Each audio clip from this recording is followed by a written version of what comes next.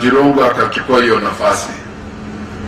And he came from all the way there, kutoka huko mashinani, Lugari, mpaka leo tuko na yeye hapa pamoja. Na amefika hapa bila kutumia ile njia ambayo wengine wamezoea. And it was during those journeys that we came to know each other. And it was during those journeys that he started involving himself in politics. Sababu Jirongo ni mtu ya biashara. Kila mtu alikuwa anajuanga ile 500 ilikuwa inaitwa ile Jirongo. So that's why nowadays I tell my brother Stivo kwamba, because Stivo anaitanga Jirongo hurricane. So I told him now wacha malize hii Delegates Conference, tuingie sasa kipindi kingine, then we do only one thing. We weaponize Jirongo. Na najua weaponize Jirongo ndio nini? Bas. Anguke Western vizuri, alafu tutembee sasa.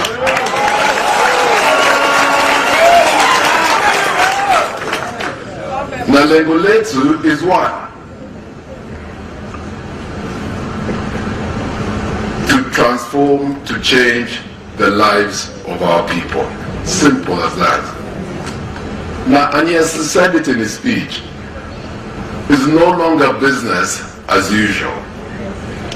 So, I value Jirongo on a personal level. And I value his political acumen. I value his honesty. I value his hard work. And his commitment to a cause. Sisi tuko kwa ile mrengo ya OKA, One Kenya Alliance. So,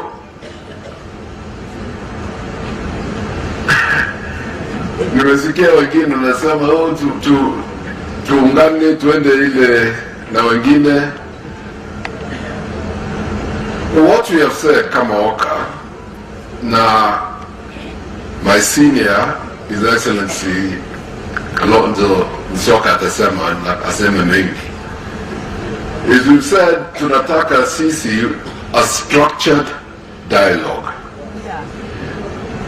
And we do things and conduct ourselves in a manner which will be transparent and in a manner which will bring confidence to our people and to those who we lead, and confidence, most importantly, to Kenyans. So whatever we will bring there, it is something which Kenyans themselves will be proud of. And it is a formation which will last.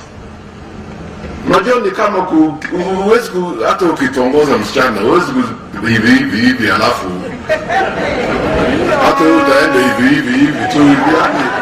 Tunataka something built on strong foundation. Sindio? Pata watoto, wajukuu. You said that was a good marriage. Sindio? That is what we want. But we want to assure you and other Kenyans, there are those we can do business with, and there are those we cannot do business with. Ile wako na akili and can read between the lines, understand very clearly. Sindio? Now, it is the values, ideas, and principles of what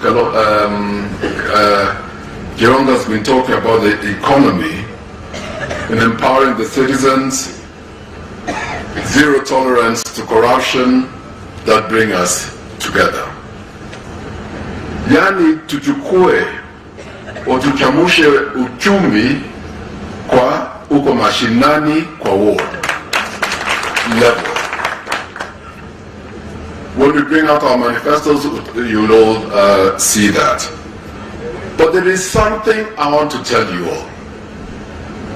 It does not matter which economic model tutatoa, how ODM itoe, how wengine watoe. As long as you do not have good governance, and you do not have zero tolerance to corruption, ni bure. Ni bure. Utaimba, utasema, tutafanya hii, nitakupatia hii, nini. Lakini ufisadi kikuwa mbele hapo, ukiona tu utasema wacha wasumuze tu hawa. Tunajua dawa yao. Ndio sisi watu wa Kano tunasemanga, ukipatia sisi nafasi, wale ambao wanapora mali ya wananchi au mali ya umma, tutafanyaje? Kichwa kando, mwili kando. Hiyo ndio dawa.